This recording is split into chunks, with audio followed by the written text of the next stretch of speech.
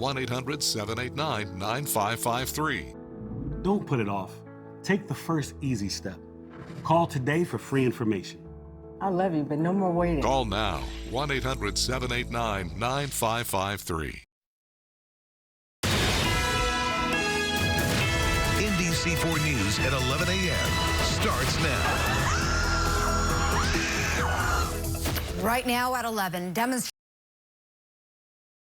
disrupted after a U-Haul truck drives through a group of protesters in Westwood. This morning, the FBI is getting involved.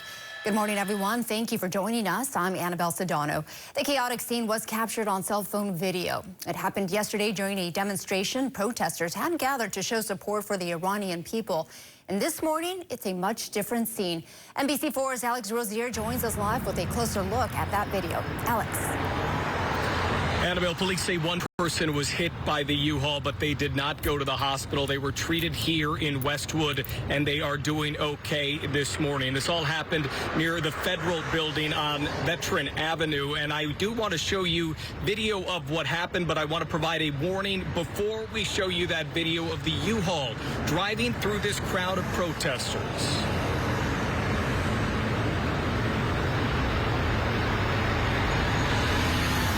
There's a variety of issues that are happening in the world and in our country that are impacting life here in Los Angeles. There are protests happening on a variety of different issues, and we want to make sure that Angelenos use their First Amendment right, exercise your First Amendment right, but always exercise your First Amendment right peacefully. The protest took place in Los Angeles Sunday as more than 2 weeks of protests continue in Iran. According to activists, more than 500 people have been killed there as people speak out against the current regime and recent economic struggles. Last week, authorities cut off internet in the country. Some people here in LA Sunday said that they have not heard from their loved ones in days. They want the U.S. to get involved. But as we briefly there showed you a video of the U-Haul, that was driving down the Veteran Avenue near the federal building in Westwood. The big question today is motive. LAPD captain spoke last night and said that the driver could be charged with assault with a deadly weapon. Well, we're going to be working to learn more about that today. Again, this protest taking place Sunday afternoon, but we're still looking for answers today. NBC4 investigates looking into the motive. We'll bring you more on what we have later in the day. Reporting live, I'm Alex Rosier, NBC4 News. All right, Alex, appreciate the update there. Thank you very much. Meantime, President Trump is weighing a range of military options against Iran amid the country's crackdown on protests, challenging the regime's rule. But getting information out of Iran continues to be an issue as its government continues a countrywide internet blackout. And developing news, dramatic clashes outside ICE headquarters in Minneapolis overnight. The Trump administration says it's sending hundreds of additional immigration agents to the city this week. Anti-ICE protests were held nationwide this weekend in response to the killing of Renee Good by an ICE officer. Top Trump officials say Jonathan Ross fired in self-defense. And stocks are rallying this morning after news of the Justice Department's probe of the Fed shook Wall Street. Here's a live look at the big board. This comes after months of back and forth between President Trump and Federal Reserve Chair Jerome Powell, all having to do with interest rates. NBC4's Brittany Hope is live in our News Operations Center tracking the latest developments out of Washington. Brittany.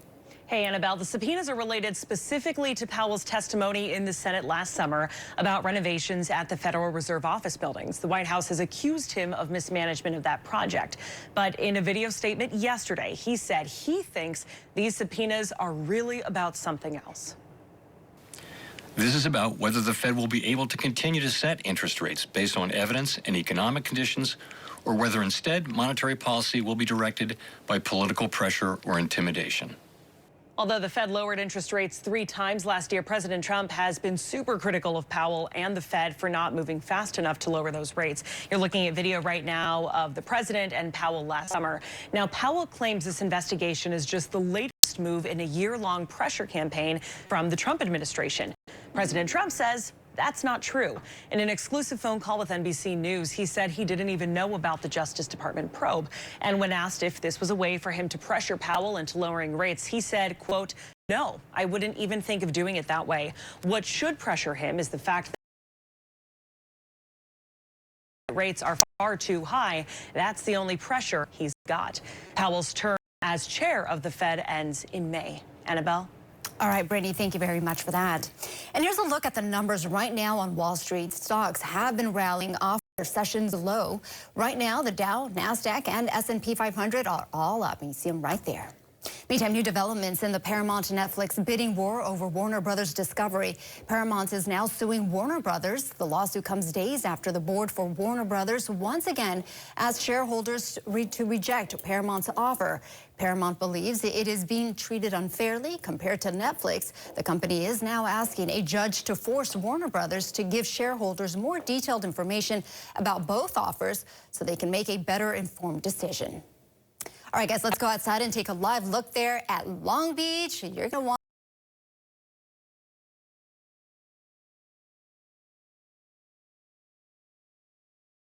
to be on the lookout for more gusty Santa Ana winds. I know I definitely had them in my area. Our meteorologist, Belen de Leon, is here. She's tracking those conditions for us. I mean, the wind was relentless. Yes, and it's going to keep going all week long. Hi, Annabelle. Hope you had a nice weekend, despite the wind, right? Here we go, a new work week. Hello, amigos. And right now, the windiest conditions over Ventura County and the I-5 corridor out towards LA County mountains as well, near Santa Clarita. Everywhere else, notice how the winds are calmer, but we do have a wind advisory in place, not just for that location, but also through the Inland Empire, the San Bernardino Mountains, and over into Orange County, even down to San Diego. So this is in place until 2 p.m. We've got these gusty conditions that could create downed trees, power outages, and difficult travel conditions, especially for high-profile vehicles. But on the plus side, hey, we have 70-degree temperatures in January. 60s and 70s right now, where you don't have the effect of those downsloping Santa Ana winds. It's colder. Look at those 40s and 50s over in the deserts. In Big Bear, 46 degrees. We've got these bright, beautiful skies, and temperatures for today are going to be like that. We're going to have highs in the 70s. Now, the weather is going to get warmer as we head into the middle of the week, and the Santa Ana winds are not going anywhere, so I'll tell you what to expect. Just head in your first alert forecast. Annabelle, over to you. All right, Belen, thank you so much. Multiple 7-Eleven stores were robbed at gunpoint, and this morning the LAPD tells NBC4 investigates the same person may have been behind them. Last night, an armed robbery was reported at a 7-Eleven in North Hollywood. It happened just before 2 this morning. 2 other stores were robbed hours later, one in Mission Hills and the other one in Sylmar. The robber was described as wearing a gray hoodie and blue mask. No reports of injuries were reported, and it's still unclear how much money was actually stolen. Well, it's back to class for hundreds of thousands of LAUSD students today. NBC4's Lauren Coronado stopped by 96th Street Elementary in Watts to see what the superintendent has planned for the second half of the year. It's back to school after a 3-week winter break for LAUSD students. And to mark the moment, we have Superintendent Alberto Carvalho here at 96th Street Elementary. Thank you for being with us. Talk with us a little bit about some of the big goals for this semester. Look, we had a historic year last year with significantly improved performance in reading, math, and science, outpacing the state, increased graduation rates. We decreased chronic absenteeism and improved average daily attendance. This second semester is about redoubling our efforts and continuing that positive trend of improvement. Second big goal is landing the appropriate funding from Sacramento. And talk with us a little bit about immigration enforcement, a big concern. Our schools are protected spaces. Our workforce is following rigid protocols that do not allow any federal agent to come into our schools and take any type of action without a judicial warrant. Secondly, we have partnerships with community-based organizations and legal entities to provide support to our parents and our students. Thirdly, to make the journey easier, considering the level of fear in our community, we have added bus routes to provide convenient transportation for students whose parents are afraid of walking them to school.